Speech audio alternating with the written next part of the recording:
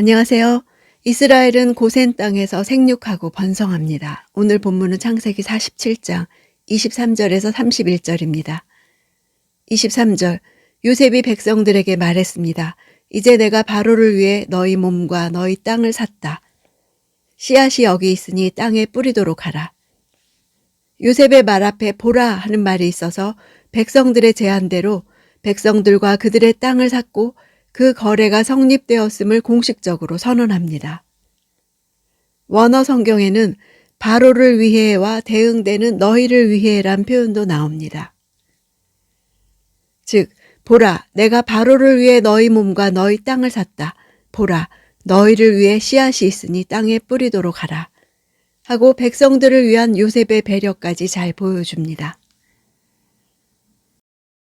24절, 추수를 하게 되면 그중 5분의 1은 바로께 바치라. 나머지 5분의 4는 너희 밭에 뿌릴 씨와 너희와 너희 집안 식구들과 자식들이 먹을 양식으로 삼으라. 바치다 하는 단어는 우리말의 뉘앙스처럼 강압적이고 강제적인 의미가 별로 없습니다. 단순히 주다란 뜻입니다. 백성들에게 자발적인 납세를 권고한 것이 됩니다. 그 세금도 금액이 정해져 있어 변하지 않는 정액세가 아닌 정률세였습니다. 이것은 백성들의 사정을 충분히 고려한 것이었습니다. 그들은 평상시와 같이 농사를 짓고 수확의 5분의 1을 바로에게 세금으로 내기만 하면 되었습니다. 고대 중동에서 당시 종자의 이자율은 훨씬 더 높아 40% 가까이 되었다고 합니다. 따라서 고대의 기준에 따르면 요셉은 백성들을 매우 관대하게 대한 셈이었습니다. 이처럼 요셉의 관대한 정책은 이집트 백성으로서는 기대조차 하지 못했던 것이었습니다. 그들은 단지 목숨만이라도 부지하려고 요셉을 찾아왔으나 요셉의 결정은 백성들의 기대 이상으로 너그러웠던 것입니다.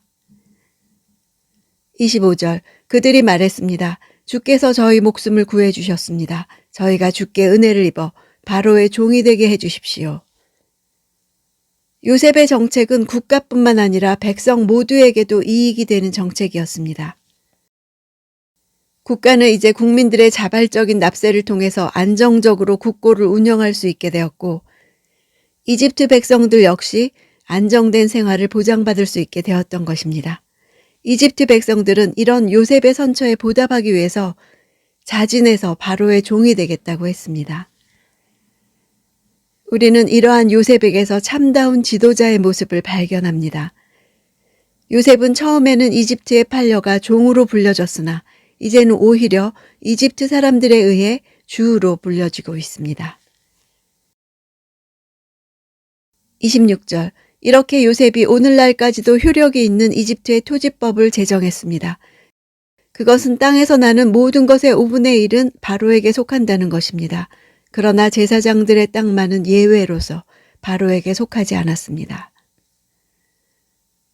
이집트에서 발견된 문헌에도 왕과 제사장과 전사들만이 토지를 소유하고 있었다고 전해줌으로써 요셉의 토지 정책이 장기간 시행되었음을 반영하고 있습니다. 요셉의 지혜로 기근에서 구원받을 수 있었던 이집트는 그 후에도 계속 그가 수립했던 토지법을 유지했던 것입니다. 그 이유는 이 법률이 세우는 과정이나 시행 과정에 있어서 국가와 국민 양자의 동의하에 이루어진 것이었고 또한 이 제도가 한쪽의 이익만을 생각하여 결정된 것이 아니라 양자의 이익을 균형 있게 고려한 이상적인 제도였기 때문에 이처럼 오랜 기간 동안 유지될 수 있었던 것입니다. 27절, 이스라엘은 이집트의 고센 땅에 정착했습니다. 그들은 그곳에서 땅을 소유하고 자식을 많이 낳았으며 아주 크게 번성했습니다. 자식을 많이 낳다는 표현은 열매 맺다라는 뜻입니다. 번성했다는 것은 증가했다는 것입니다. 우리는 이 문장을 통해서 하나님의 신실하심을 발견하게 됩니다. 이 약속은 하나님께서 대대로 이스라엘 백성과 맺어온 것이었습니다. 이 약속은 끊임없이 이어져 왔으며 이제 하나님의 성실하심으로 인해 그 열매를 보기 시작했던 것입니다. 29절, 이스라엘이 죽을 때가 가까이 오자 자기 아들 요셉을 불러 말했습니다.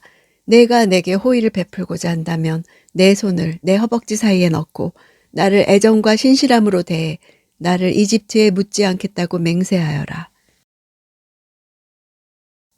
아버지의 장례를 주관하는 권한은 장자에게 있었습니다.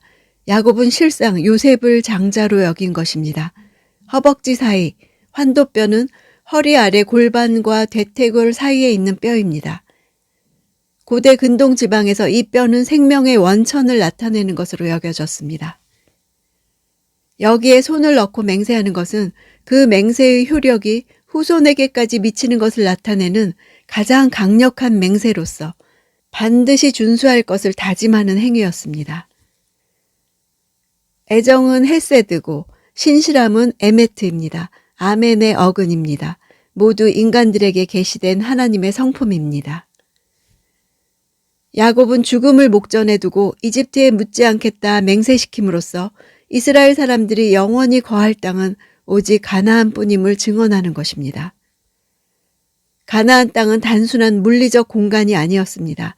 그것은 하나님이 직접 당신의 선민인 이스라엘 백성들의 삶의 터전으로 지정해 주신 땅이며 언약의 구체적 내용의 일부로서 이스라엘 민족에게 약속해 주신 땅이었습니다. 따라서 이스라엘 민족이 가나안 땅에 거하고자 하는 것은 일반 민족들이 자기들 고유의 영토를 지키고 그리워하는 것 이상의 절대적 의미를 갖는 것이었습니다. 그들이 당장 평안히 머무르고 있는 이집트 땅을 언젠가는 떠나 가나안 땅에 돌아가 영구 정착하는 것은 언약 백성이요 선민으로서의 그들의 정체성을 구현하기 위한 필수 요소였습니다. 31절 야곱이 말했습니다. 내게 맹세하여라. 요셉이 야곱에게 맹세했습니다. 그리고 이스라엘은 침대 머리에 엎드려 경배했습니다.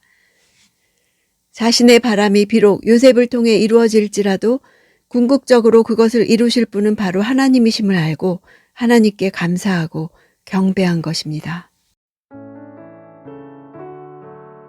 인생을 결산할 때 가장 중요한 것이 무엇일까요? 자녀에게 무엇을 심어주고 무엇을 남길 수 있을까요? 야곱은 인생의 모든 고난을 겪었지만 성경에서 가장 많은 축복의 말씀을 남긴 사람입니다. 많은 일을 겪었지만 결코 헛되지 않았습니다. 모든 사람이 겪는다고 다 깨닫는 것은 아닙니다. 자기가 겪은 것으로 남에게 줄 수 있는가 없는가는 다른 차원의 이야기입니다. 야곱은 자신이 살면서 겪은 것들을 가치 있게 만들었습니다. 성화의 과정을 통과했기에 이룰 수 있었습니다. 하나님의 사람은 성화를 이루어야 합니다. 나이 먹듯이 믿음도 자라가야 합니다. 성숙해져 가는 것입니다. 그런 사람은 나이가 들어도 소망이 있습니다. 늙어서도 분별력을 잃지 않고 다음 세대를 축복할 수 있기 때문입니다.